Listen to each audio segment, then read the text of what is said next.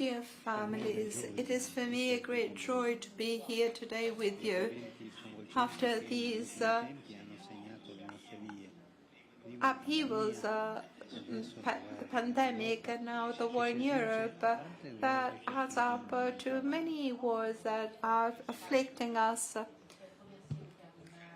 I would like to thank Cardinal Martis and all the collaborators of the Dicastery of Laity, Priest and Life that with their dedication made this event possible. I would like to thank the families coming from so many countries around the world, and I would like to thank those who gave their testimony. Thank you from the deep of my heart. It's not easy to speak about their lives in front of such a big audience, to speak about the receipt from God.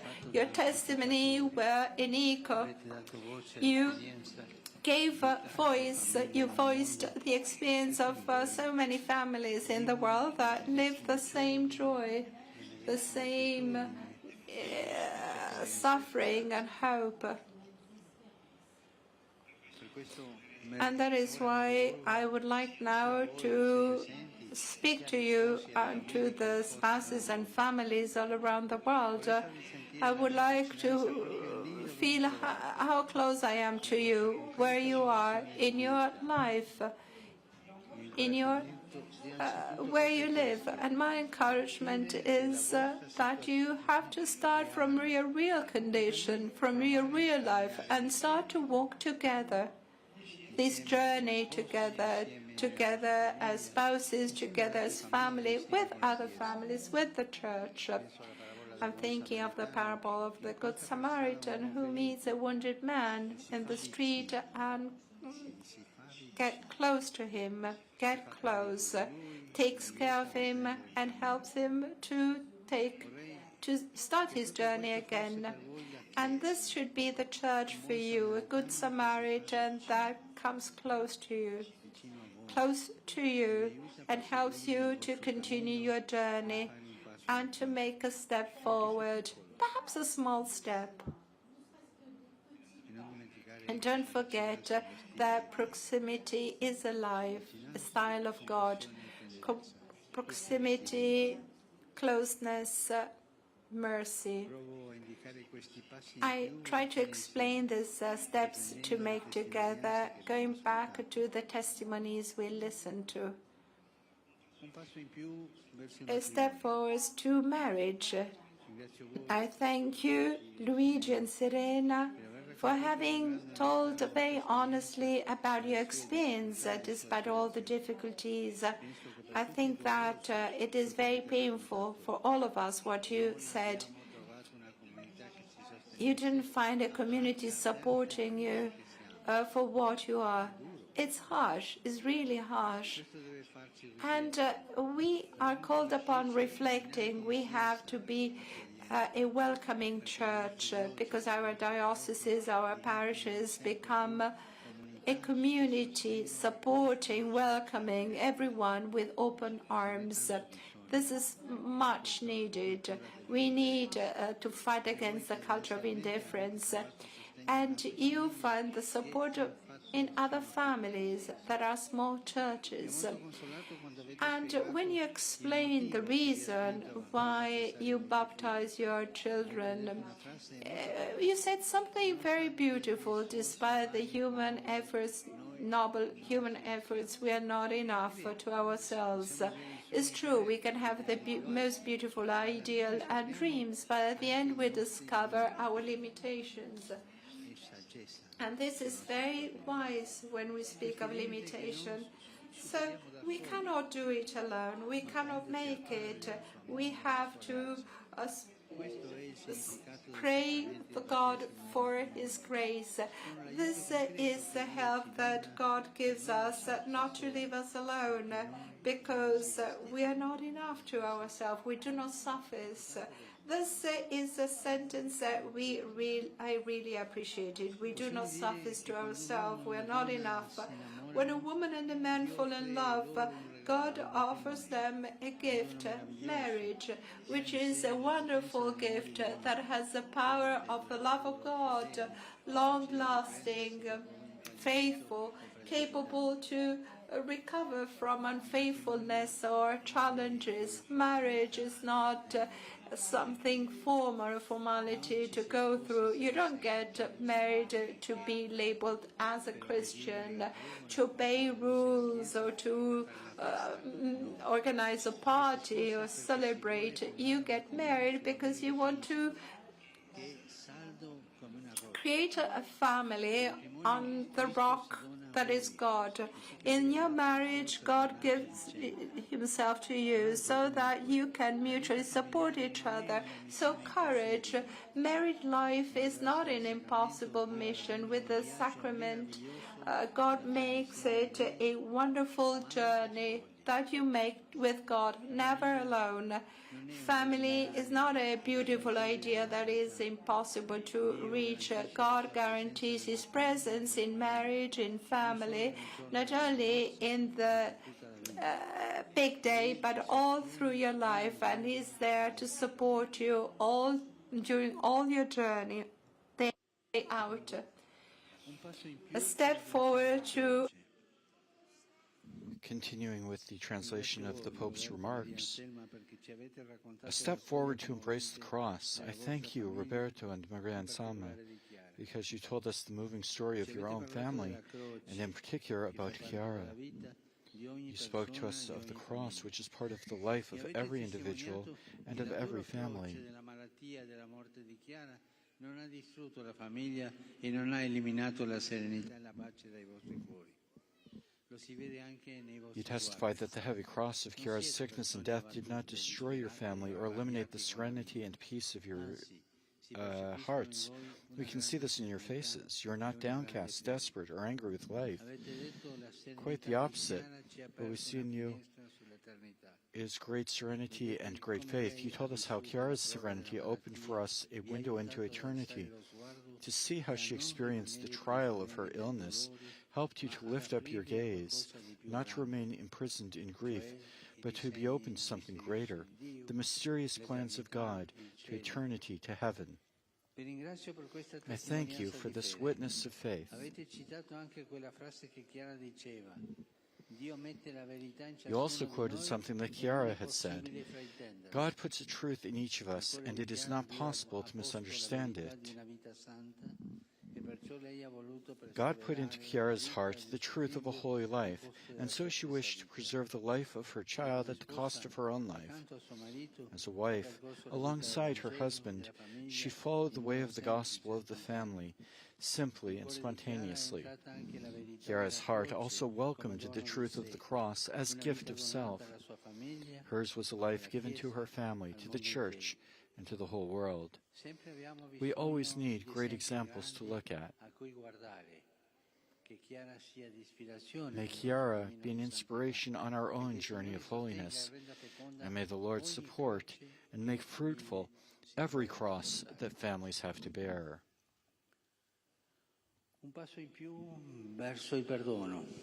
A step forwards towards forgiveness. Paul and Germaine, you found the courage to tell us about the crisis that you went through in your marriage. We thank you for this. Dobbiamo svelarcela e andare nella strada di risolverla. Non avete voluto addolcire la realtà con un poco di zucchero, no. You didn't try to sweeten it with a bit of sugar, no. You called every cause of the crisis by its name, insincerity, infidelity, the misuse of money, the idols of power and career, growing resentment and hardness of heart. As you were speaking, I believe that all of us relived our own experiences of pain before similar situations of broken families. To see a family break up is a tragedy that cannot leave us indifferent. The laughter of married couples disappears, children are troubled, serenity is lost, and most of the time nobody knows exactly what to do. That is why your story transmits hope. Paul said that at the briefest moment of the crisis, the Lord answered his heart's deepest desire and saved his marriage. That's precisely what happens. Deep within the heart of each person is the desire for love not to end, for the story of love experienced together not to be cut short, for the fruits of love not to be dispersed. Everyone has this desire.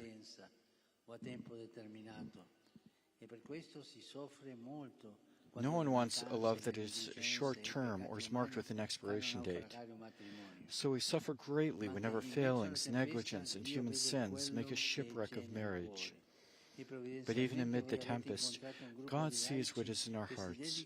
By His providence, you met a group of lay people specifically committed to assisting families. That was the start of a journey of rapprochement and healing in your relationship. You began to talk to one another, to be open and sincere with each other, to acknowledge your faults, to pray together with other couples. And all those things brought you to reconciliation and forgiveness. Forgiveness, brothers and sisters. Forgiveness heals every wound. It is a gift welling out from the grace that Christ showers on couples and whole families whenever we allow Him to act, whenever we turn to Him.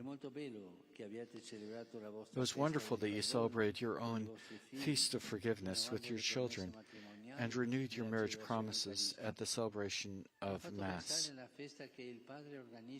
It made me think of the feast that in Jesus' parable the father organized for his prodigal son, only this time the ones who went astray were the parents, not the child. The prodigal parents, we could say. Yet this too is wonderful and can be a great witness for children. Young people, as they emerge from infancy, begin to realize that their parents are not superheroes. They're not all powerful, much less perfect. In you, your children saw something much more important. They saw the humility to request forgiveness and the God-given strength to pick yourselves up after the fall. This is something that children really need, for they too will make mistakes in life and realize that they too are not perfect. But they will also remember that the Lord raises us up, that all of us are forgiven sinners, that we have to beg forgiveness from others, but also to be able to forgive ourselves. The lessons that they learned from you will remain in their hearts forever, and also with us. We would do well to listen. Thank you for this witness of forgiveness. Thank you so much.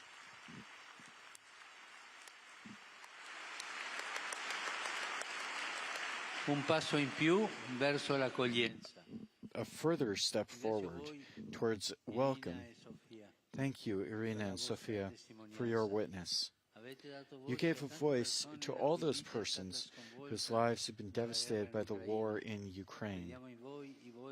In you we see the faces and the stories of so many men and women forced to leave their homeland. We thank you, for you have not lost your trust in providence, and you have seen how God is at work in your lives, not least through the flesh and blood people He led you to encounter, host families, the doctors who helped you, and other kind-hearted women and men. The war brought you face to face with cynicism and human brutality. Yet you also encountered people of great humanity, people at their worst and people at their best. At their worst, the best and the worst of men. It is important for all of us not to keep dwelling on the worst, but to maximize the best, the great goodness of which every man and woman is capable. And from there to start over again.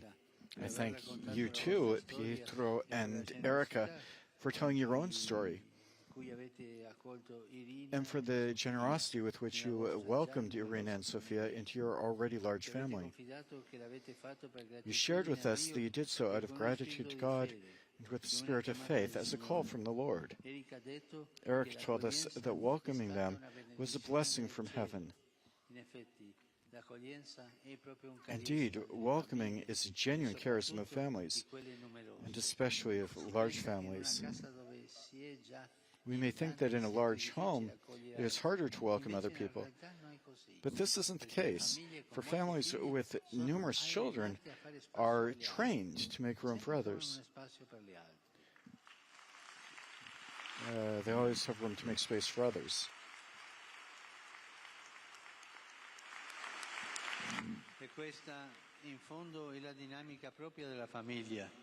In the end, this is what family is all about.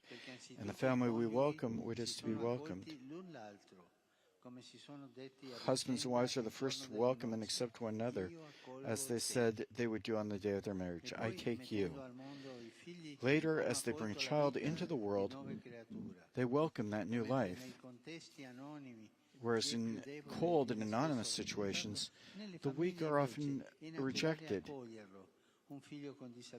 In families, on the other hand, it is natural to welcome them, to accept a child with a disability, an elderly person in need of care, a family member in difficulty who has no one else. This gives hope. Families are places of welcome. And woe if they were to disappear. Woe.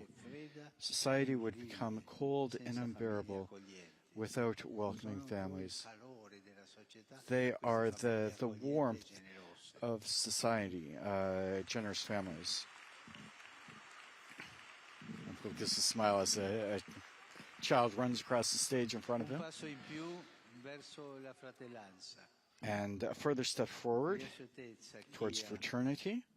I thank you, Zakia, for having shared your story with us. It is amazing and consoling to see what you and Luca built together remains alive. Your story was born and built on the sharing of very high ideals that you described when you said, "We based our family on authentic love, with respect, solidarity, and dialogue between our cultures." Nothing of that was lost, not even after the tragedy of Luca's death. Not only do the example and the spiritual legacy of Luca continue to live on and to speak to the consciences of many people, but also the organization that Zakia founded, in some ways,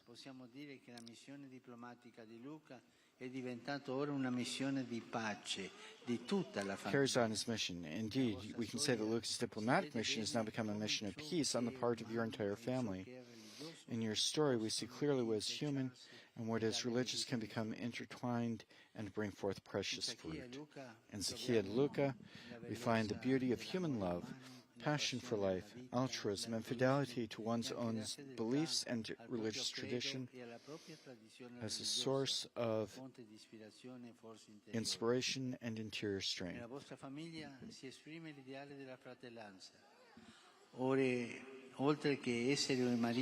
Your family expresses the ideal of fraternity. In addition to being a husband and wife, you lived as brother and sister in your humanity. Anche questa è una scuola che si impara in famiglia, vivendo assieme a chi è diverso da me. In famiglia si impara a essere living in the family together with others different from ourselves. We learn to be brothers and sisters. We learn to overcome divisions, prejudices, and narrow-mindedness, and to build together something great, something beautiful, on the basis of what we have in common. Lived examples of fraternity, like that of Luca and Zakia, give us hope. They help us to look with greater confidence at our world, so torn by division and hostility. Thank you for this example of fraternity. Senza menzionare tua mamma. Tua mamma che è qui. And we can't remember Luke without remembering your mother who's helped you in this journey. Ringrazio lei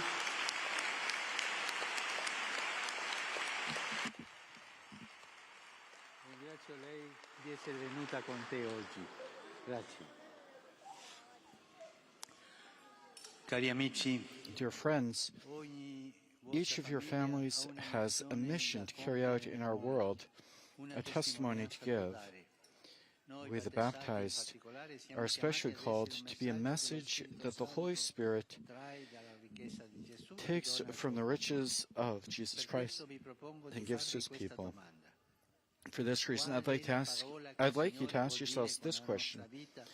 What is the word that the Lord wants to speak through our life to all those whom we meet?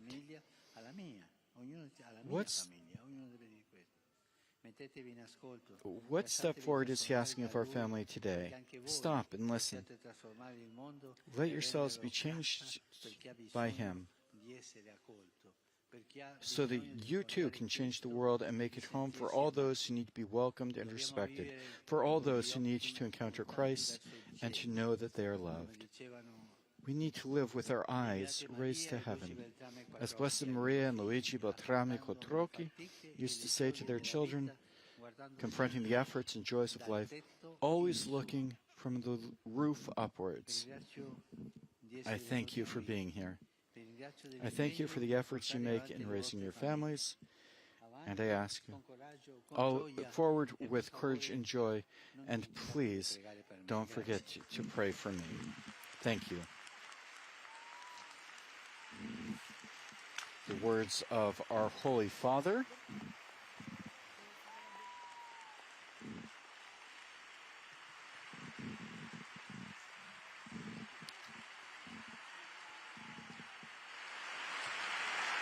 Receiving a standing ovation from the delegates gathered here in the Paul VI Hall at the Vatican. We'll now have